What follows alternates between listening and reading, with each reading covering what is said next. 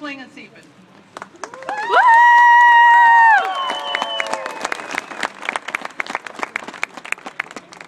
Good afternoon.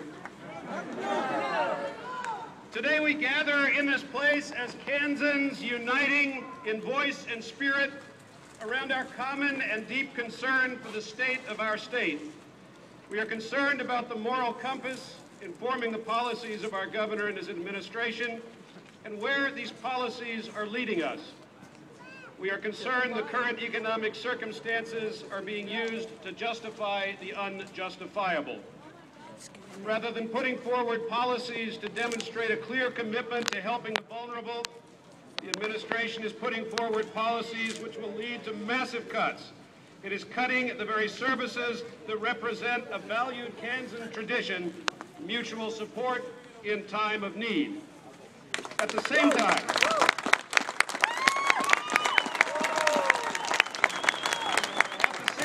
the administration would offer tax breaks to individuals, businesses, and large corporations who will save us all if we just allow them to do what they do best with little or preferably no government interference. Where is the transparency and accountability in all this? No. If Kansans are being asked to support a tax policy that increases the tax burden on low to moderate incomes while decreasing the tax burden on those with the highest incomes, then Kansans have a right to demand accountability. Yeah.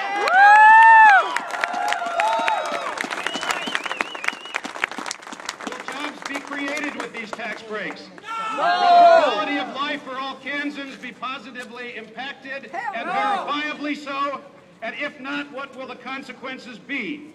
The best defense against those who claim this administration is a political tool for feeding corporate greed would be clear and transparent public-private negotiations resulting in clear and transparent public-private agreements.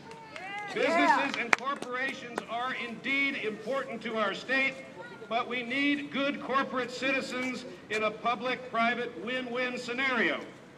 Exactly. We desperately need to defend the integrity of our elected officials. We need campaign finance reform. The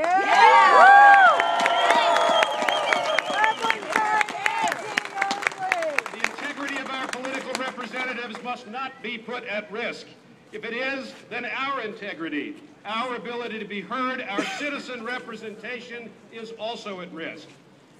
Our ability to unite around areas of concern, let us be frank, is becoming more difficult. Issues are more complex. Well-financed and skillfully produced campaigns don't always enlighten us. Instead, campaigns are increasingly designed to prey on our fears and incite anger against all kinds of people. The poor are branded as lazy and undocumented workers as illegals, and members of unions are deemed as so many obstacles on the path to economic salvation. We want to be tough on undocumented workers, deny food stamps to their children, even if they are U.S. citizens, but seek exemptions for businesses who need those same workers in order to carry on. At the very least, this is disingenuous. Constantly we hear that a policy initiative is a matter of rooting out fraud. Doing this where it is warranted is one thing, but why must whole groups of people, from social service recipients to undocumented workers to Kansas voters, be cast in a suspicious light?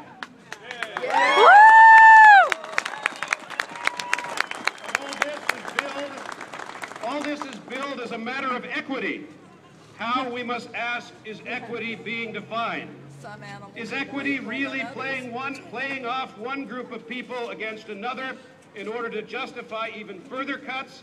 Is equity really playing off those severely physical and disabled residents of K&I against those who are eligible for services but languish in waiting lists for lack of funding? Where they're dying. Is equity really making it more difficult for many of our fellow citizens to vote? It appears that denying access to the ballot is yet another tool in a politics of division. If so, it is the clearest indication that our democratic process is under threat. Equity cannot be rooted in a politics of division. On the contrary, it requires unity around addressing fundamental issues, unity around rights and responsibilities of citizenship. It requires a compelling vision of the future, one that is humane and that sees Kansas as a place of opportunity for all. It is not hard to foresee that the state of our state will be in ruins if Kansas is allowed to continue along the current trajectory. But we must all remember that a majority of us voted for this. It is our responsibility. As a Christian pastor, I am appalled that all of this should be happening in and through an administration and members of the House and Senate who waste no opportunity to publicly pay homage to their Christian faith while rallying around policies that are contrary to everything Christ stood for. I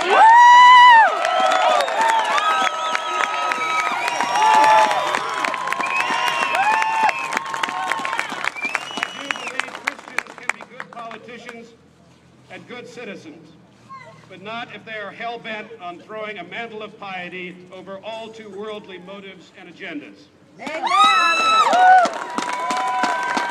policies need to demonstrate a clear commitment to the poor, disabled, ill, jobless, and struggling people of Kansas.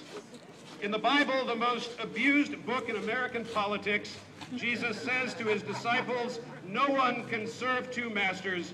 You cannot serve both God and money." When our governor began to announce the list of 25 notable Kansans, among the first 5 was Congregational Church pastor and Topekan Reverend Charles M. Sheldon, author of one of the most published books in history, In His Steps. In it, Sheldon called for an approach to life that asked the question, what would Jesus do? And anyone who has read this book knows that the answer is not what we are seeing done before our very eyes today and in this very place.